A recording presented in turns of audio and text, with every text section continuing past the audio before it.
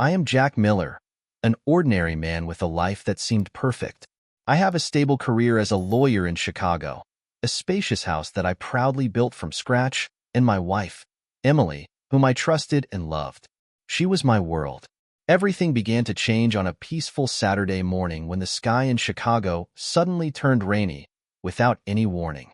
I've always loved golf, and that morning, I decided to leave early to enjoy a round on the course. Though the sky wasn't exactly clear, I thought the rain would be just a small inconvenience. Golf was always my escape, the place where I could unwind from work stress. The feeling of standing on the course, hitting each shot with precision, made me forget all worries. But that day, I could not have imagined that instead of finding peace, I would stumble upon something I never wanted to see in my life. The rain started coming down heavily as I was on the third hole. I decided to cut my game short and head home. A strange feeling stirred inside me as I drove back, but I couldn't explain it. It was just a vague, unclear sensation. When I got home, everything was quiet. That was the first thing that made me feel something was wrong. Emily always called me her love when I came home late, but today there was no call. The garage door was open, but no car was parked in the driveway. Everything felt eerily silent. I walked in through the back door, and as soon as I entered the living room, I froze. Emily was lying on the sofa, wearing only underwear, sitting next to Michael Harris, her colleague, whom I had always considered a friend. He was no better off, only wearing boxers, sitting close to her, their eyes locked in an intimate gaze. Every movement, every glance between them felt like a stab to my heart, shattering the perfect image I had built of our family life. I stood there, unable to speak, as Emily saw me. She wasn't scared at all. She simply stood up, brushed her hair, and looked at me with cold eyes, as though I were the one who had caused all of this. "Aren't you going to say anything?" Emily asked, her tone sarcastic and challenging. I couldn't speak. All I could do was look at them, then back down at my hands. The rain outside still poured, but inside me, it was the fiercest storm I could ever imagine. Everything seemed to freeze, each second stretching into painful moments that couldn't be undone. The only words I could muster in that moment were, "Get out." Michael quickly threw on his clothes and bolted out without saying a word. Emily stayed where she was, still unfazed. She just stared at me with eyes filled with sorrow, but showed no sign of regret. "Don't you have anything to say?" she asked again, unshaken. I gritted my teeth, saying each word slowly, "Get out. I'll pack your things and leave them in the garage. You can pick them up later." She opened her mouth, but I didn't want to hear it anymore. Everything was crystal clear now. Go with him. I'm calling his wife. My head was spinning, but I turned away, leaving her standing there, alone. When I dialed Michael's wife, Irene, my heart tightened. The feeling was indescribable. Irene picked up the phone, her voice calm but betraying her anger. "Thanks for calling me. I had a feeling something was wrong, but I never imagined it would be like this," Irene said, her voice cold yet resolute. "We've both been betrayed. She's cheated on me, and I'll do everything to make them pay." I responded, my voice filled with rage. "I don't remember what I did next. All I know is that Irene and I made a plan for revenge, and it started right then." Each moment after calling Irene, I felt like everything was drowning in silence. The rain outside kept intensifying, like a sign of the chaos I was about to face. I didn't know what to do, but a part of me felt calm. At least now, I knew the truth. Both Irene and I no longer had time for doubt. We didn't need many words. We just needed to act. After hanging up, I walked to my office and opened my computer, digging through the emails, messages, and videos I had found in Emily's account. These pieces of evidence, though already clear, still needed to be confirmed. Irene didn't say much when she arrived at my house. She simply nodded when I showed her the documents. Her eyes no longer held any pity or surprise, just pure fury. "We need to do this the right way. We can't let them get away," Irene said, her tone calm but full of determination. "We were both in this together, and I knew I couldn't just sit back." Irene started looking into Emily's financial situation, while I focused on gathering more evidence. Not just emails and videos, but the information that neither Michael nor Emily could ever imagine.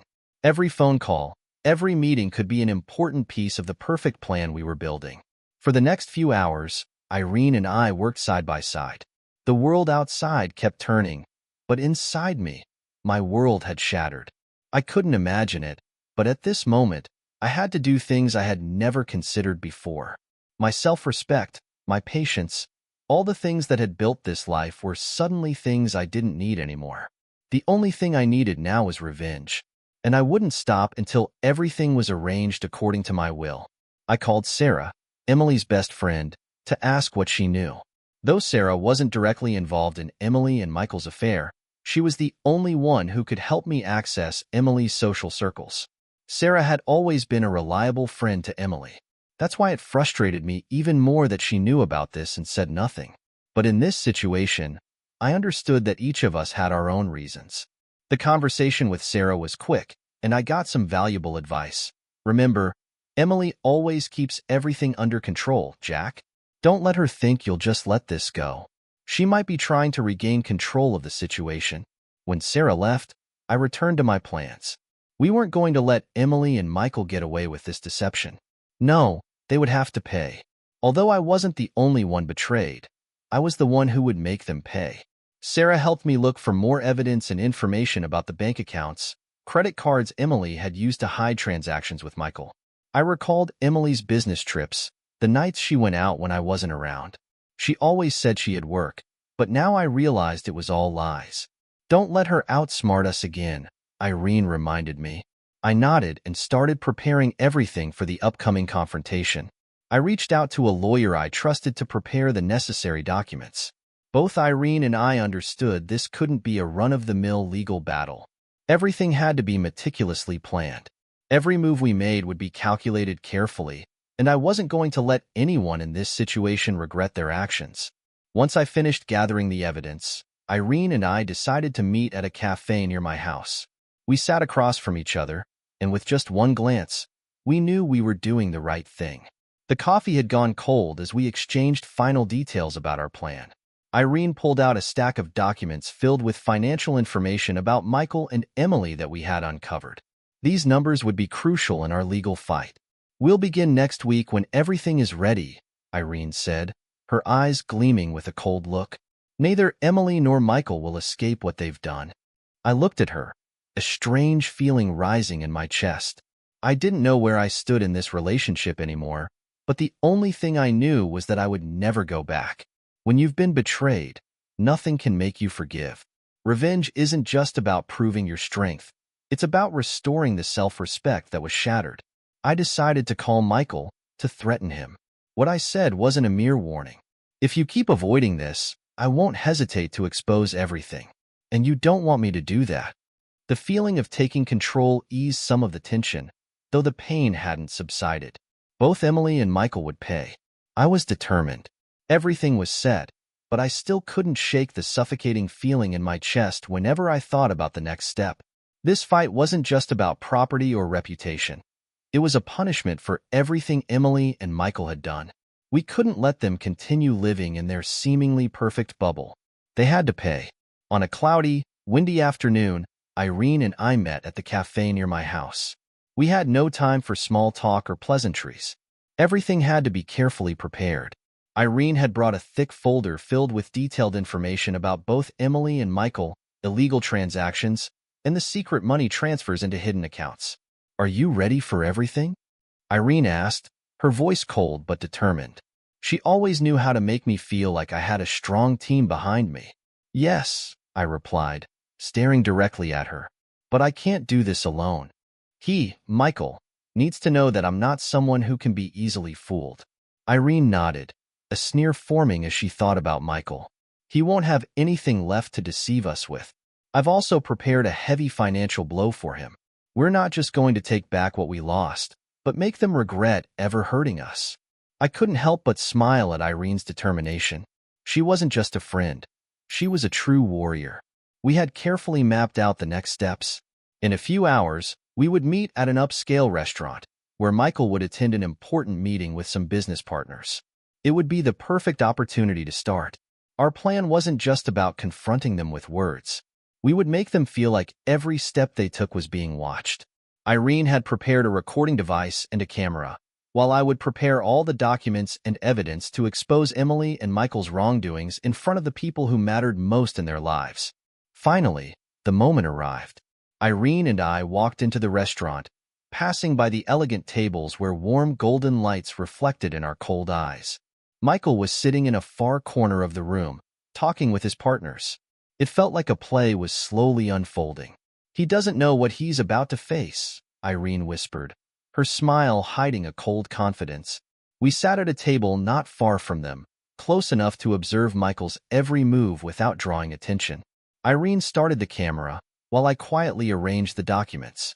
Everything was perfectly planned. Every move we made had purpose and intention. After a while of sitting in silence, Michael finally noticed us.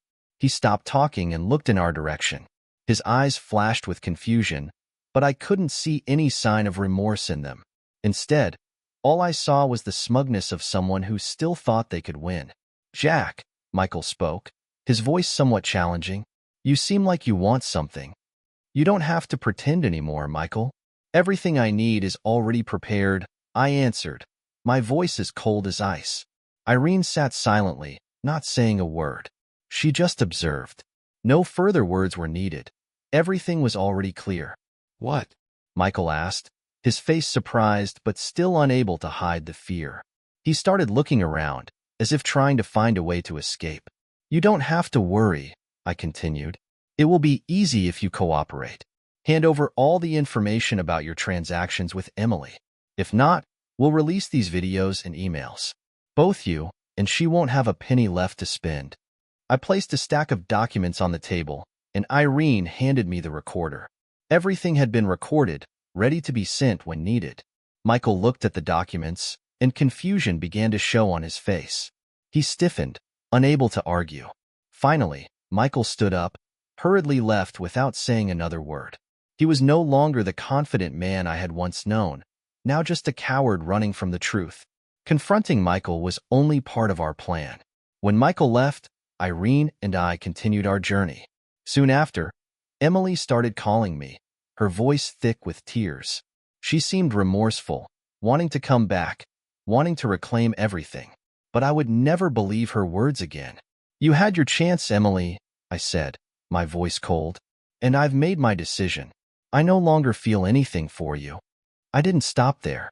My assets and rights needed to be protected. I went to meet with my lawyer and started the process of dividing the assets. The videos and evidence I had gathered had become powerful weapons in my hands. Not just Emily, even Michael couldn't escape this punishment. The court would show no mercy to the betrayers. What Emily and Michael thought was a final victory now only turned into a bitter ending for both of them. The legal battle was never easy, but I knew I had prepared the best I could. Every detail in the plan was carefully calculated, and I wasn't going to let my emotions cloud my decisions. The next step in my revenge wasn't just about money. It was about making Emily and Michael understand that betrayal would not go unpunished. After leaving the cafe, Irene and I couldn't stop. Everything had to be executed perfectly because I didn't want to leave any connection between them. All that remained was to find a way to completely end this relationship, making sure it was nothing at all. I began preparing for the meeting with my lawyer. The next steps would decide everything. The next day, I went to the lawyer's office with all the documents and evidence in hand. The evidence I had prepared wasn't just videos or emails. It was a complete financial map of the accounts Emily and Michael had secretly opened, shady transactions, and money transfers into accounts they thought would go unnoticed. When I placed the documents on the table, my lawyer looked at me with an impressed gaze. "Jack, I have to say you've prepared very thoroughly. These pieces of evidence are enough to leave them with no way out." I smiled, but inside I felt empty. There was no joy here. Everything was just a part of the plan to ensure justice for myself. "This is just the beginning," I replied. "We still have a bigger task ahead." I wasn't the only one betrayed in this story. Michael didn't just deceive me, he also betrayed his wife. He couldn't escape the consequences I would bring. Every phone call of mine, every meeting, all were steps preparing for the perfect revenge. We had planned the asset division perfectly. Emily thought she would get a large share of the fight, but she didn't know that I had controlled everything. I started putting all the documents I had collected into the property dispute, and my lawyer immediately requested the court to review the investments Emily had made during our marriage. Every move she made was now being watched, and I wasn't going to let any opportunity slip through my fingers. The court proceedings began, and the legal battles continued. Emily was no longer the woman I once loved. She had become someone I wanted to make suffer. Every time she called to beg, I only felt disgust in my heart. Her words couldn't change anything. Everything had ended the moment she betrayed me. Things started to get tense when Emily received notice from my lawyer about the property division. She couldn't believe what was happening. With each passing day, she grew more frantic, but I had no sympathy. She could cry and beg, but all I wanted was justice. Meanwhile, Michael, the one I never thought would face consequences, was now trembling. A part of me felt satisfaction as I saw the fear in his eyes. I wasn't someone who easily forgave, especially when everything was so clear. They both had deceived me, and now they would pay. As time went on, I began to feel my life being restored. Every meeting with my lawyer, every call with Irene brought me a sense of satisfaction that was hard to describe. But it wasn't the satisfaction of a petty revenge. It was the feeling of a man who had regained his power and self-respect. When the court issued its ruling, everything seemed to be coming to an end. Emily and Michael were no longer the winners. They were backed into a corner. Emily's calls for reconciliation were no longer pleas for forgiveness, but desperate cries for help. She had nothing left to lose, and in the end, she had to face the reality. "Jack, you can't do this," Emily said in a final call. Her voice sounded broken, powerless. "This is what you chose, Emily," I replied coldly. "You and Michael both have to pay. Don't expect any mercy." The court decided to divide the assets fairly. I didn't take everything, but I didn't leave Emily and Michael with anything but the price they had to pay. All the money and assets they had intentionally hidden were now exposed, and I only took back what I truly deserved. When everything was over, I stood in the empty house. Everything had changed, and I knew that, despite the losses, I had found peace again. I would never forget how I felt when I saw Emily and Michael facing each other in court, when their secrets were brought into the light. But above all, I realized one important thing. Not every battle is won with revenge, but by holding on to your dignity and taking control of your life. Betrayal can break you, but only if you allow it. If you know how to stand up and face it, you will always be the ultimate winner.